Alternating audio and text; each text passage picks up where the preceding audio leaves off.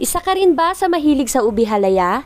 At yung ubi halaya mo rin ba gusto mo na may maraming cheese? Kung oo ang sagot mo, parehas tayo. Promise, sobrang sarap nito, napaka-creamy, sakto lang yung tamis at melts in your mouth.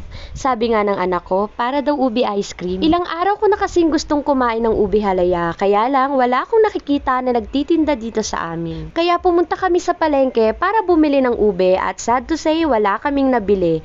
Kaya pala bihira ako makakita na nagtitinda ng ubi halaya, siguro hindi nila panahon ngayon. So paano nga ba ako nakagawa ng kinakain ko ngayon? Magic. Char. Gusto mo bang malaman? Tara, samahan mo akong magluto. Dahil wala nga kaming nabili na ube, kamote or sweet potato na lang yung binili ko.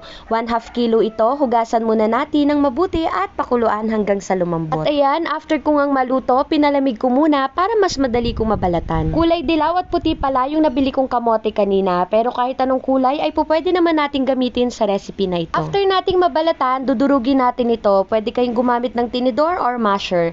At dapat napalambutan ito ng mabuti para madaling madurog at pag niluto natin mamaya ay mas maganda ang kalalabasan. Pagpasensyahan nyo na po yung naririnig nyong ingay sa aking paligid. Medyo malakas kasi yung hangin dito sa amin ngayon. At ayan, after nga nating madurog lahat, lulutuin naman na natin ito. Huwag po kayong mag-alala kung kulay yellow yan dahil mamaya magiging purple din po yan. Sa isang kawali, pagsamasamahin natin ang mga ingredients, bali wala pa pong apoy yan. Maglagay tayo ng 3/4 cup ng evaporated milk, kahit anong brand ay pwede po. Next, 3/4 cup ng ubi condensed milk. Kung tatanungin ninyo kung pwede ba yung ordinary condensed milk, yes po, pwede naman po. Mag-a-add nga lang kayo ng additional na ube flavor hanggang sa makuha nyo yung tamang kulay ng pagka-ube. Mag-add din tayo ng 1/2 teaspoon ng vanilla at para talagang ubing-ube itong ating ginagawa, ubi sa kulay, ubi sa lasa, maglagay din tayo ng 1/2 teaspoon ng ube flavor. At wag din natin kakalimutan maglagay ng konting asin para balance ang lasa. Haluin natin ng mabuti hanggang sa ma-well combine na yung ating mga liquid ingredients. At ilagay na natin yung ating dinurog na sweet potato kanina at buksan na natin ang ating kalan sa medium fire. Sa pagluluto ng ubi halaya, kailangan natin dito ng pasensya